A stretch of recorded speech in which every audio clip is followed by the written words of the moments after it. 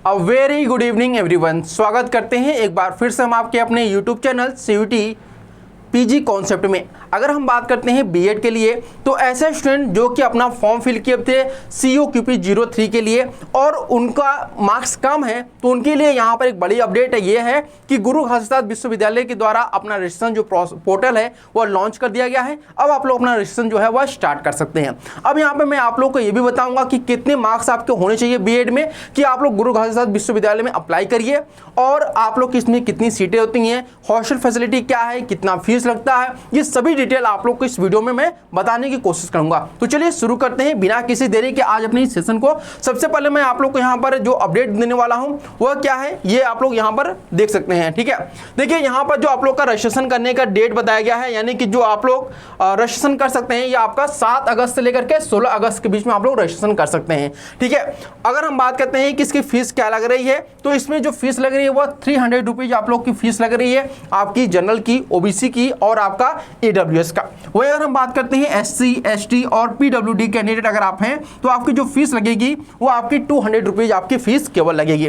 ठीक है, इसके बाद अगर हम बात करते हैं यहाँ पर आप लोग का मेरिट लिस्ट कब जारी किया जाएगा ये भी यहाँ पर आप लोग का मेंशन किया गया है। ठीक है, चलिए यहाँ पर बताते हैं कि सबसे पहला जो मेरिट लिस्ट आप लोग का तैयार किया जाएगा, मतलब जारी किया जाएगा, वह रहेगा आपका 21 तारीख को, आपका यानी 21 अगस्त को आप लोग का पहला मेरिट लिस्ट जारी किया जाएगा। अब ये आप लोग सोचेंगे कि मेरिट लिस्ट जारी कैसे किया जाएगा, क्योंकि मैं तो कोई भी अपडेट नहीं, यहाँ पर मेरे द्वारा कोई भी इन्फॉर्मेशन नहीं दी गई है। तो देखिए यहाँ में ध्यान रखिएगा कि जब आप लोग रजिस्ट्रेशन करेंगे तो वहाँ पर आप लोगों से यहाँ पर एक इन्फॉर्मेशन ली जाएगी, जैसे कि आपने CUT PG बीएड में कितने मार्क्स गेन किए थे, आपका CUT PG का जो आपका फॉर्म था वो भी आप लोग को अपलोड कराया जाएगा। तो ये सारी चीज़ें आप लोग की रहेंगी। वीडियो के एंड में आप लोग को एक एक चीज में बताऊंगा, जो भी आपके डाउट रहेंगे वो क्लियर हो जाएंगे। ठीक है, तो अभी वीडियो हम लोग आते हैं यहाँ पर। इसके बाद जब आपका फर्स्ट मेरिट लिस्ट आ जाएगा तो आप लोग को फी पेमेंट करने की और ऑफलाइन काउंसलिंग की एक डेट भी रहेगी, और वह डेट क्या है आपका, तो यह डेट है आपका 1 सितंबर को। जी हाँ, बिल्कुल सही सुना आपने, 1 सितंबर को आपको अपना ऑफलाइन काउंसलिंग कराना है, जिसमें आपके जितने भी जरूरी डॉक्यूमेंट है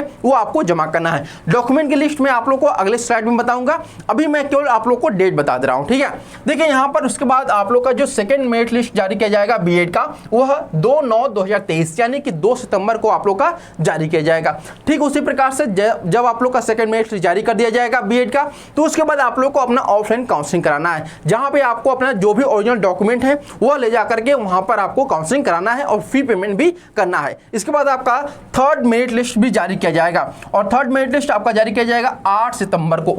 8 सितंबर को आपका जारी किया जाएगा। उसके बाद आप लोग को अपना फी पेमेंट करना है और अपने डॉक्यूमेंट को वेरीफाई कराना है। ठीक है, तो ये रही आपकी कुछ इंपॉर्टेंट डेट्स की बातें। अब मैं आप लोग को जो इंपॉर्टेंट है वो चीजें आप लोग को यहाँ पर बताने वाला हूँ। वह क्या है आपका डॉक्यूमेंट। जी हाँ बिल्कुल, जब आप लोग अपना बीएड का रजिस्ट्रेशन करेंगे तो उसमें कुछ ना कुछ इंफॉर्मेशन जो आप गुरु घासीदास विश्वविद्यालय के द्वारा पूछा जाएगा, जिसमें से आपका सबसे महत्वपूर्ण है वह आपका है डॉक्यूमेंट, जिसमें पहला आपका है 10th का मार्कशीट आपको फिल करना है।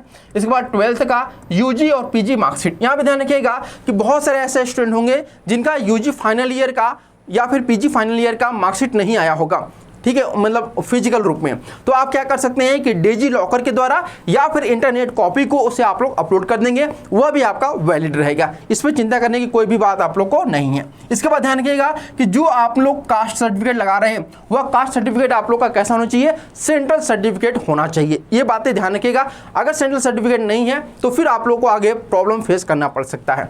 इसके बाद बात करते हैं आप लोग का कि CUT PG एप्लीकेशन फॉर्म, यानी कि जो आपने अपनी एप्लीकेशन फॉर्म भरा था, कि जब आप लोग अप्लाई कर से CUT PG बीएड के लिए तो वह फॉर्म भी आपको अपलोड करना होगा। इसके बाद आप लोग का CUT PG स्कोर कार्ड, यानी कि जब आप लोग का बीएड का रिजल्ट आया था वो रिजल्ट भी आप लोग को अपलोड करना है। लास्ट में जो है आपका वह जब आप लोग ऑफलाइन काउंसलिंग कराएंगे तो उसमें आपको ओरिजिनल सभी चीजें करना है, जैसे TC आपको ओरिजिनल करना है, माइग्रेशन ओरिजिनल करना है, कैरेक्टर सर्टिफिकेट ओरिजिनल करना है। एक बात ध्यान रखिएगा कि माइग्रेशन सर्टिफिकेट उन स्टूडेंट को नहीं फिल करना है या फिर जमा करना है जो कि गुरु घासीदास विश्वविद्यालय से ही पास आउट है। ठीक है, माइग्रेशन केवल उनको है जरूरी है जो कि अदर इंस्टीट्यूट से अपना ग्रेजुएशन कंप्लीट किए हैं या फिर PG कंप्लीट किए हुए हैं। उम्मीद करते हैं आपको यहाँ पर जो भी इन्फॉर्मेशन बताई गई है उससे आप लोग संतुष्ट होंगे। इसके बाद यहाँ पर मैं आप लोगों को कुछ और इन्फॉर्मेशन है जो आपको बताना चाहूंगा बीएड के लिए। ठीक है, तो देखिए बीएड में आप लोग देख सकते हैं कि आपका 3 प्रकार के कोर्स चलते हैं। एक तो आपका जनरल बीएड होता है, जिसको हम लोग नॉर्मल बीएड भी कहते हैं। ठीक है, ये आपका जनरल बीएड है, और जनरल बीएड में अगर हम बात करते हैं तो 62 सीट्स है। ठीक है। अब ये देखिए इसमें जो आपका सब्जेक्ट रहेगा यानी कि पेडागोजी सब्जेक्ट, वो आपसे वहीं पर पूछा जाएगा कि आप कौन सा पेडागोजी सब्जेक्ट लेना चाहते हैं, ठीक है। इसके बाद यहाँ पर स्पेशल बीएड रहेगा जो कि आपका HI होता है, जिसको हम लोग क्या बोलते हैं HI, यानी कि हियरिंग इम्पेयर्ड, यानी यह बीएड उन स्टूडेंट के लिए करना बहुत ही इंपॉर्टेंट होता है जो कि दिव्यांग बच्चों को पढ़ाना चाहते हैं, ठीक है। उसी प्रकार से दूसरा आपका है बीएड स्पेशल, यानी कि लर्निंग डिसेबिलिटी, यानी कि LD के नाम से जिसको हम लोग जानते हैं।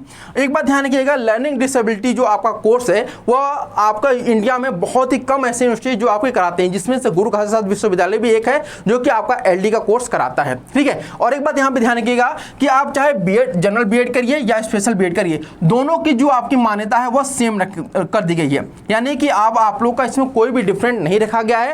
एक बात ध्यान रखिएगा कि जनरल बीएड वाले जो स्टूडेंट हैं वो स्पेशल में अप्लाई नहीं कर सकते, लेकिन जो स्पेशल बीएड वाले हैं वह जनरल का जो भी वैकेंसी आएगी उसमें अप्लाई कर सकते हैं। तो ये आपका फायदा रहेगा किसको, स्पेशल बीएड स्टूडेंट के लिए। अब मैं आप लोग को बात करने वाला हूं कि जो आपकी फी स्ट्रक्चर रहेगी वह क्या होने वाली है आप लोग की, ठीक है। देखिए यहाँ पर फी स्ट्रक्चर से पहले मैं आप लोग को हॉस्टल के बारे में बता देता हूँ कि बहुत सारे ऐसे स्टूडेंट होंगे जो कि बिलासपुर से संबंधित नहीं होंगे, ठीक है, यानी अदर स्टेट के होंगे, जैसे यूपी के होंगे, बिहार के होंगे, दिल्ली के होंगे। तो ऐसे स्टूडेंट के लिए हॉस्टल प्रोवाइड कराया जाता है।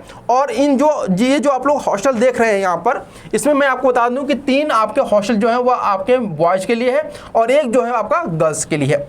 अब यहाँ पर मैं फीस स्ट्रक्चर के बारे में बात करूँ तो 2 प्रकार के आपको हॉस्टल देखने को मिलेंगे, ठीक है।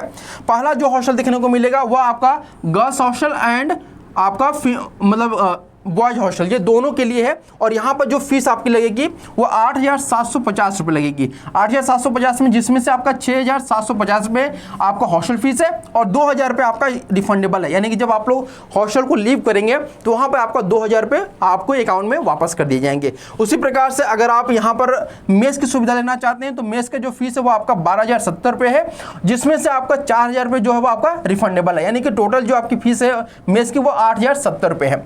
अगर आप बात करते हैं कि जो आपका यहाँ पर नया हॉस्टल क्रिएट किया बनाया गया है, अगर वहाँ पे आप जाना चाहते हैं रहने के लिए तो उसकी जो फी है वो इससे ज़्यादा है। आपका 12,000 रुपये यहाँ पर न्यू हॉस्टल के लिए है, जिसमें से 10,000 रुपये आपकी हॉस्टल फीस है और 2,000 रुपये जो आपका वह रिफंडेबल है।